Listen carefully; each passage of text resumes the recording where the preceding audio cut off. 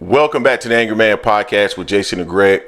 So, Jay, there is some interesting news percolating out there in these streets in regards to Errol Spence and the potential that he may face Sebastian Fundora in January. Now, this is very interesting. We know that Sebastian Fundora has until, I believe, the 28th of this month to make a fight with his mandatory. And if he has to make a fight with his mandatory, then, of course, an Errol Spence fight can't happen. Now we're getting this news that there's a possibility that they are back negotiating for the potential for that fight to happen in January. For me, I'm struggling with this news report, honestly. And the reason why is that why would they already, unless Sebastian has already concluded that he will not have to defend against his mandatory, then why would he be in a position to solidify a fight with Errol Spence in January at Cowboy Stadium or the Cowboys practice facility? What is it called again? The Ford something center?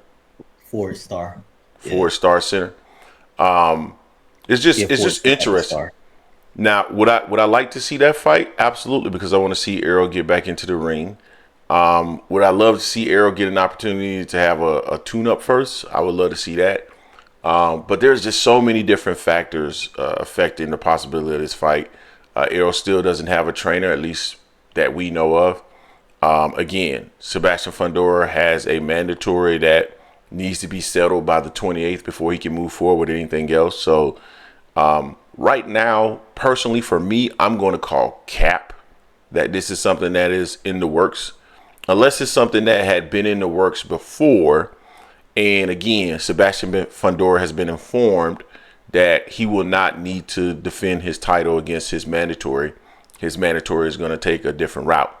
So, Jay, what are your thoughts on this? The fact that this is now out there floating around that Sebastian Fundora and Errol Spence may be fighting in January in Dallas. Yeah, it's interesting, man. I mean, I'm not gonna say, "Oh, great, it's gonna happen," because this is boxing. You never know what's gonna happen. Plus, it's a lot more steps that need to be done first before we can go through and say this is happening. We were told it was happening beforehand. It's almost all going for conclusion. They're going to be fighting next month, in November, in December. Now, this is allegedly in January, so I mean, we'll see. Hopefully, if it is coming out like that, that means Spence has to have all his stuff in order as far as him having a coach and a trainer and having that thing moving forward on that side there. So I mean, it'll be interesting. We know, for one, regardless how he looked in his last fight, EJ is going to be in Dallas. He brings people he puts cheeks in seats, and with the Mexican contingency with Fundora in Texas, I think it'll be a big sell. And whether it's at Cowboy Stadium or even at other facility, I mean, I think it'll be a sellout. People are kind of interested and intrigued to see how EJ will look when he comes back and when he comes back.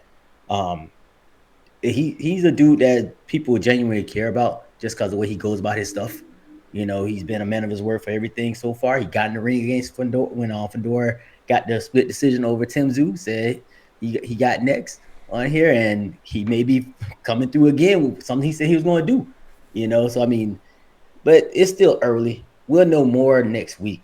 By the end of this week, we should know really what's going on as far as Fundora, his next step, whether it's going to be EJ or his mandatory. So I mean, either way, I just want to see this ball get moving, and I want to see EJ back in the ring, man. I want to see him back. I do, and I agree with you. I would think he would want. I'd rather have him go with a step up fight, get back fight, see where he's at, especially all the stuff he's been through, new trainer and everything, new regime, I'll be coming in there, giving him some coaching on that. But, EJ say he don't do tune-up. So, hey, he's been a man of his word, and I'm quite sure he won't do a tune-up. If you can get this in January, let's get it. Yeah, there's a lot of people that are out there referencing the fact that Errol Spence has come off of a bad loss and that he doesn't deserve an opportunity to face someone like Sebastian Fundora for the opportunity to win a title. And although to a certain extent I can understand that argument, but at the same time, you can't discredit a fighter for just one singular loss. What has he done prior to that, right? He was a unified champion at 147 pounds, so one bad loss is not going to derail his career in the terms of getting opportunities at that next level. Now, if you were to say that he's going to move up, 2 weight classes, 3 weight classes, and get an opportunity with a fighter immediately, I would say he hasn't done anything in that weight class in order to be able to just skip the line, unless you're telling me that Errol Spence is one of the top 2 or 3 draws in the sport and is going to put a lot of cheeks in seats, and therefore, he shouldn't get that opportunity. But one level up, even coming off of a loss with the name recognition that Errol Spence has, I don't think this is any different from anything that we've seen in the past relative to boxing. So I don't necessarily have a problem with it. Again, I just think that at the end of the day, I feel that Errol has taken on a lot of tough fights right off the get. And, I think there's opportunity. I mean, I think that's been part of what we've seen over the last couple of years, with Errol not necessarily looking like the complete version of himself. And I'm not just talking about in his last fight. I'm talking about previous to that.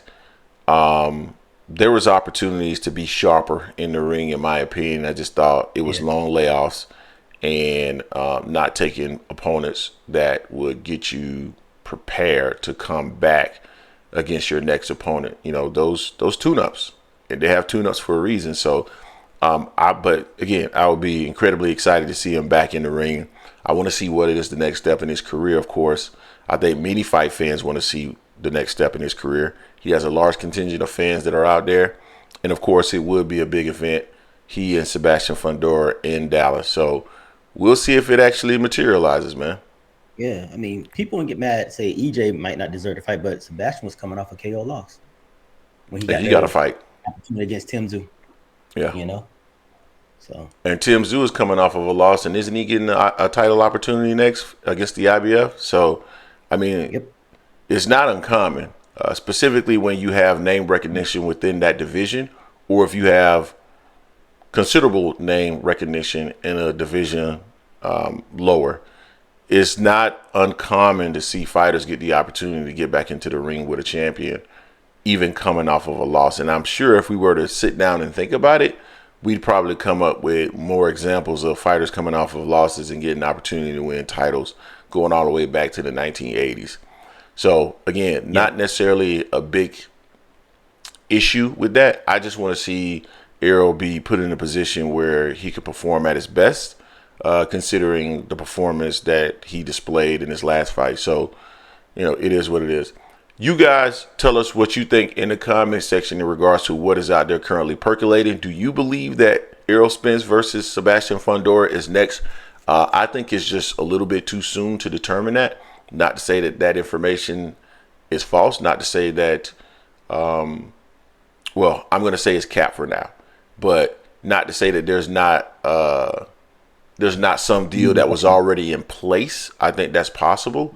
But right now, it's too early to say whether or not they can go with that contingency plan, considering the fact that Sebastian Fundora still has to defend against his mandatory. Jay, anything else you want to share? No. We'll you see guys next week. You guys tell us what you think in the comment section. Don't forget to hate, like, comment, and subscribe. This is the Angry Man Podcast, AM Sports Media, and we are out.